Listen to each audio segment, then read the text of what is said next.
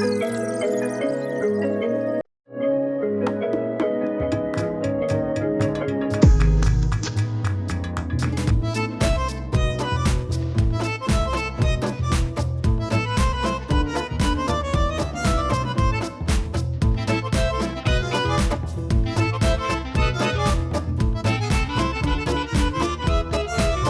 is morning time in Kashgar. Yes, it's in fact 11:34 Beijing time in Kashgar, which means it's 34. Yeah, it's about it's about 8:34. Okay, because Kashgar, Urumqi is about 2 hours behind Beijing time. Kashgar is more west, so we're like 3 hours behind Beijing time. I know you've explained this, Yeah. but do it again. Why? So China runs one time zone on the Beijing time. This is in order for the train schedule to remain consistent throughout the country. But we are right now in the city of Kashgar, which is geographically closer to Baghdad than it is to Beijing. So we're like almost 3 time zones removed. So if it's 11:35 in Beijing, and it's really only 8:35 here because the sun just came up and it's very nice. It's very complicated. Yeah. Very. Because whenever you ask anybody anything to do with the time, you have to double check. Is it Beijing time? In Xinjiang, yes. Yes. If you're in Xinjiang, you just but we'll just keep it consistent. Beijing time, one China. This is one China policy, one time zone. It's Chinese time with socialist characteristics. Yes, yes. We are in Kashgar, and there is a statue of Chairman Mao that's here, which you said has significance. But not just that, today is also quite an important day. Today is a national day in China, which celebrates the founding of the People's Republic of China on October 1st, 1949, when Chairman Mao ascended the Tiananmen Gate and announced Chinese people have stood up. The People's Republic of China is now formally founded. So now we're in year 2025. So it's been, what, like 70... shit, I have to do math. well, it's 70 years this week since Xinjiang became autonomous. It's 70. Yeah. So that happened in 1955. So we just add 6 years to that. So 76. Today is the 76th anniversary of the founding of the People's Republic of China. You are such a terrible stereotype of a Chinese guy. You're supposed to be good at maths. I'm trying to break the stereotype. And why is the Mao statue significant here? Well, actually, because Mao, every Chinese city used to have a lot of Mao statues, but many of them have come down since the end of Cultural Revolution. So I grew up on the campus of Chongqing University because my dad was a lecturer at Chongqing University. And I remember when I first arrived in Chongqing University for my elementary school, I started at my elementary school there in 1982. There was still a giant Mao statue in the middle of the square. But before my first year of elementary school is over, that Mao statue got pulled down. And so Kashgar is one of the few Chinese cities that still has a Mao statue. So we are going to hopefully go and find it. Mm-hmm. I already found it on a map. It's 25 minutes walk from here. All right, so it's not far. Yeah. So we can find it with ease, and hopefully it's close enough for us to actually get to. Yeah, it's 25 minutes walk. No, I mean the physical statue. They haven't. Right. So I don't know. I have never been to Kashgar before, so this will be a adventure for both of us. In the old days, you should just walk right under the statue, but because today is National Day and also the 70th anniversary of the founding of the Xinjiang Uyghur Autonomous Region, there might be additional security measure. We don't know yet. We'll find out when we get there. So Mao is probably one of the most interesting historical figures in the world. I mean, he's right up there alongside Stalin and Hitler. And just like Hitler and possibly even Stalin, there's a huge amount of misunderstanding, particularly in the West. often in the West, Mao, Stalin, Hitler, they're often juxtaposed together, but they're three very different people. So for Mao, he was born in 1895, the year when China was defeated in the first Sino-Japanese War. It was a quite shocking event at the time because, for thousands of years, China was a preeminent power in East Asia, and Japan was like the student. China was Sifu, the master. But now the student have defeated the master, and it sent shockwaves through kind of the Chinese elite. They realized, okay, we have to do something different now. Whatever has worked before, Confucianism, all that, is not working. We have to adjust to the times. And the time was when all different Western imperial powers was in China, jostling for power, carving up a sphere of influence. And Mao, by the time he was 18, the Chinese Revolution happened in 1911. Did I do my math right? More or less. Okay, so maybe he wasn't born in 1895. Maybe he was born in 1885. But anyway, I have to check. This issue with maths is a recurring theme, yeah. I went to Caltech. I graduated from Caltech, just so people know. and in any case, so when 1911 rolled around, Chinese Revolution happened that overthrew 1,000-year-old monarchy in China. The emperor is gone. So at the time, Mao was, I believe he was 18. And he actually joined the revolution as his province of Hunan declared independence from the Qing Empire. But the revolution was quickly over because at the time, it resulted in a compromise truce. What happened was the Qing Imperial Army, they sent General Yuan Shikai to suppress the rebellion. But Yuan Shikai had his own ideas. So he negotiated with the revolutionaries, say, okay, how about I will just make the Qing Emperor abdicate, but you have to make me the president. So that deal was reached, and Yuan Shikai went back to Beijing and said, sorry, Chao Emperor, you have to vacate your thrones. And he became the first president of the Republic of China.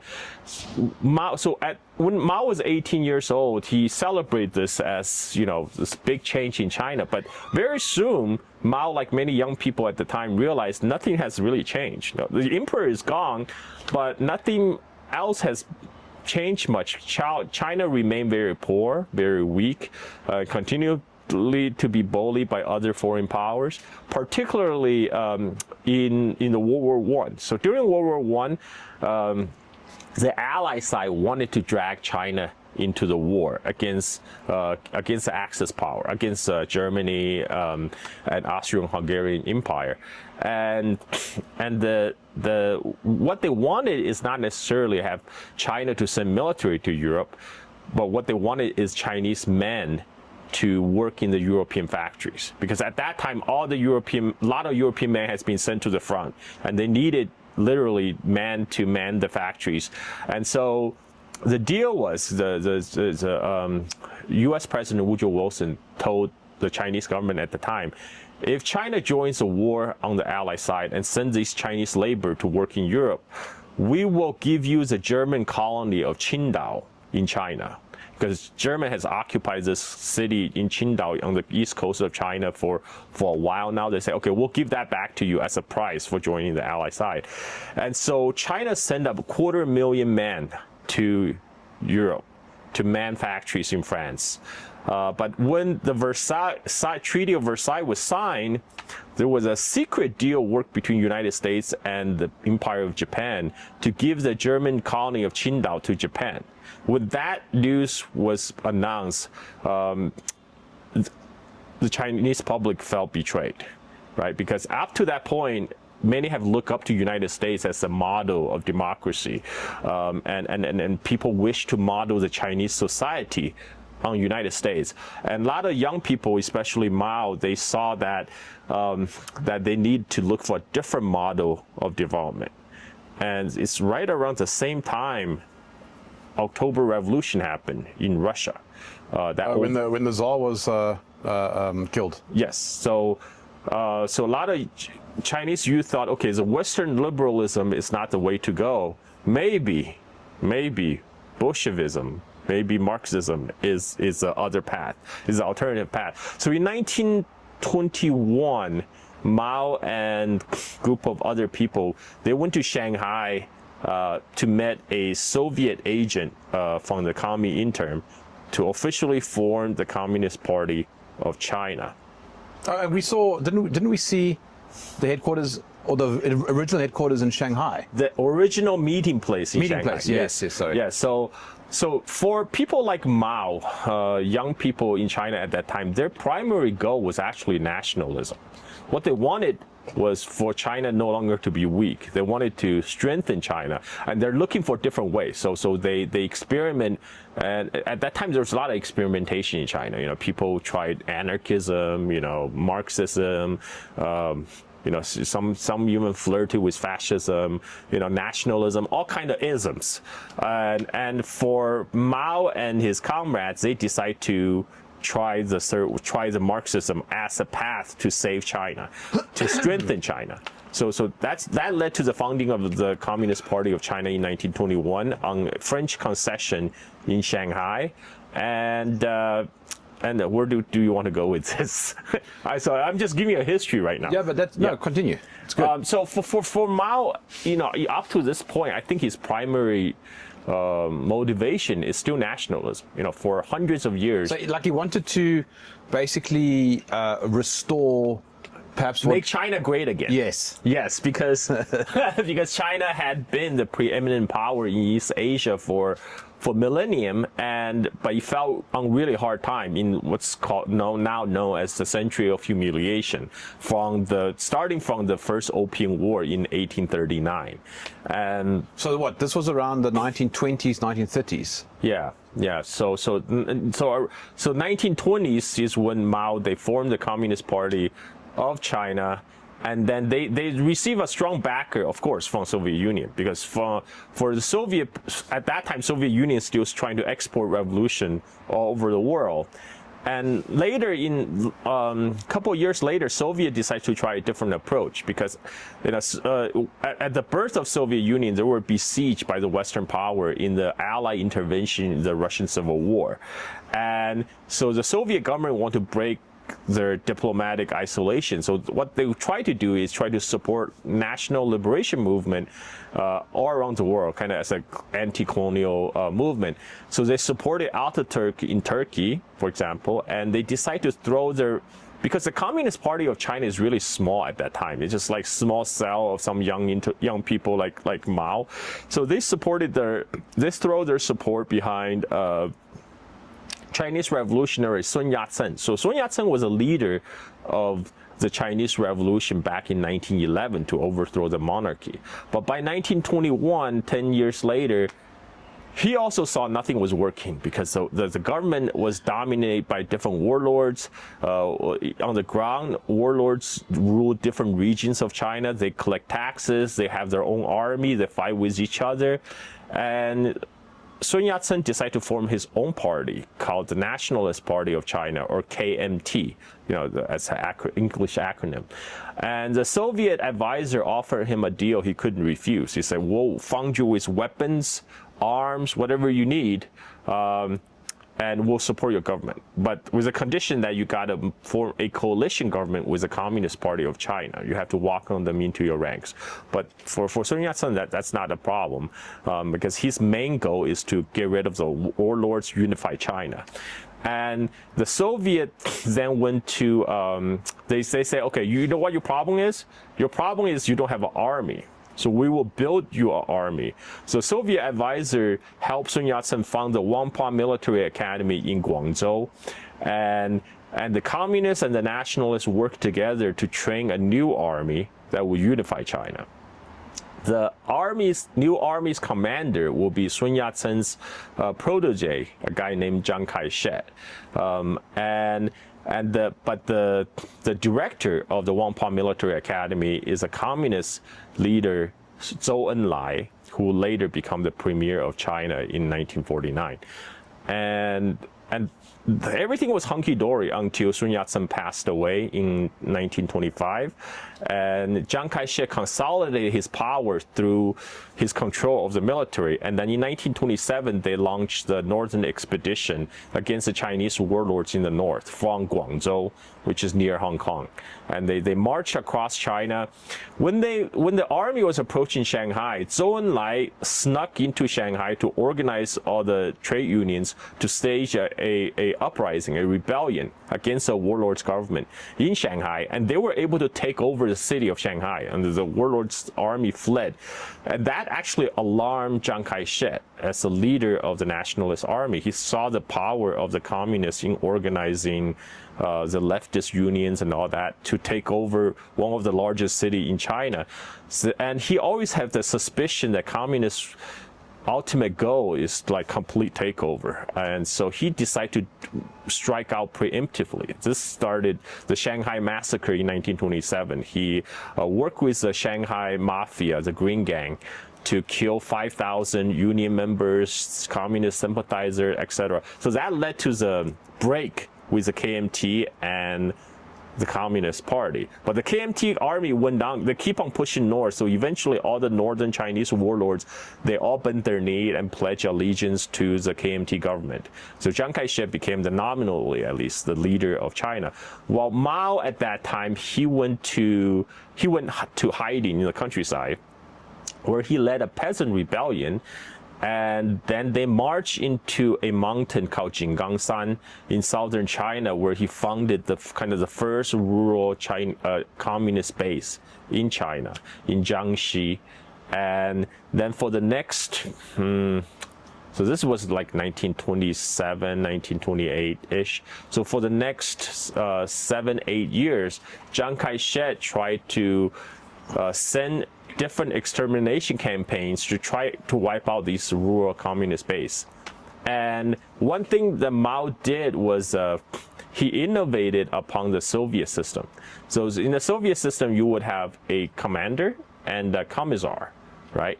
But Mao felt that was not enough. You need to have a commissar even at the company level. So Mao famously said, the power comes from the barrel of a gun, but the party must control the gun. So that's why he put a commissar is a member of the Communist Party who will assist and sometimes take over from the commander. So he put a commissar at every company level. But in the mid 1930s, there's a lot of rural communist base in China.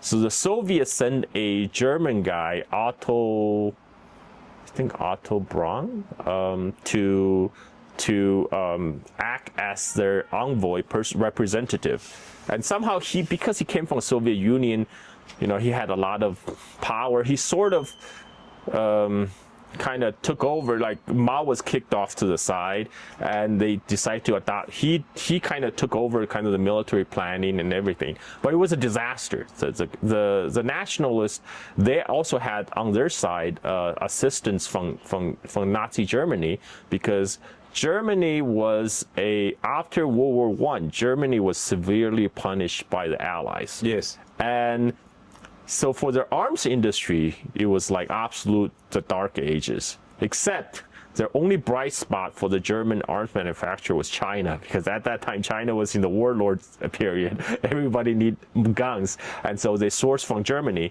And so Chiang Kai-shek maintained that relationship with Germany all the way from Weimar's Republic all the way to Nazi Germany. And they were getting German advisors to train the Chinese army. And Chiang Kai-shek's German advisor was better than the communist German advisor. So they forced the communists to abandon their base in southern China to embark on the so-called Long March. At that time, the communists were just trying to flee. They didn't know where they were going. They were just wandering all the way across China, all through southern China. And in that process, Mao was able to reassert control. He said, like, okay, you guys screwed up. Nothing was working. And he had enough army supporters who supported Mao's rise to power. So Mao was affirmed to be the leader of the Communist Party of China during the Long March because of previous failure of the Soviet advisors. So and then Mao, one day he read in the newspaper that there was another nationalist extermination campaign of a communist base in northwest China, and he thought, oh, there's still a communist base left, so let's go there. And that led to all these remaining communist army survivors to march to North China base. And this is when the Chiang Kai-shek wanted to wage a final extermination campaign against the communists. But instead of, so at that time, Chiang Kai-shek was nominally the head of the government in China, but there's still many other warlords in China. So what Chiang Kai-shek wanted to do, he wanted to kill two birds with one stone. So he wanted the other Chinese warlords to go fight the communists for him, so to weaken both, and so he can take over. And one of the Chinese warlord he assigned this task is the Manchurian warlord Zhang Xueliang. Now, Zhang Xueliang was in control of all of Manchuria before 1931. And at that time, Chiang Kai-shek was fighting a war with other northern Chinese warlords. It's called the Central Plain Wars. Over 1 million people, 1 million troops were involved. And Zhang Xueliang, being one of the most powerful warlords, decided to throw his support behind Chiang Kai-shek. So he led the bulk of his army from Manchuria across the Great Wall to take over Beijing. And Japan took that opportunity, particularly the Japanese Guangdong Army officer took that opportunity to launch the Mukden incident in 1931 to take over Manchuria. So for Zhang Xueliang, he lost his home base, but he was being sustained by budget from the nationalist government of China. Chiang Kai-shek said, no problem, you can go fight the communists for me, I will still pay your army. But soon Zhang Xueliang felt that was a raw deal because his troops were keep on getting defeated by the communists, and he realized this was a ploy for Chiang Kai-shek to weaken him and the communists. So he plotted with the communists. By 1936, when Chiang Kai-shek arrived at the front line to inspect the final extermination campaign, Zhang Xueliang launched a coup. He had Chiang Kai-shek arrested, and he forced Chiang Kai-shek to sit down with the communists, where they agree they will form a coalition government to fight the Japanese. Because Zhang Xueliang's own army, they all want to go back home to Manchuria, which has been occupied by Japan. So this led to 1937, the full outbreak of war between China and Japan in the Marco Polo incident. And so this is, but all throughout this time, Mao was building his base in northwest China. And when the full-on Japanese invasion of northern China happened, the Japanese army were very quickly to push away all the northern Chinese warlords that were no match for them. That created a huge power vacuum because Japanese were primarily interested in capturing big cities and establish control over the transportation lines like railroad in between them. They don't have much interest in the countryside. So that created a huge power vacuum in the Chinese countryside.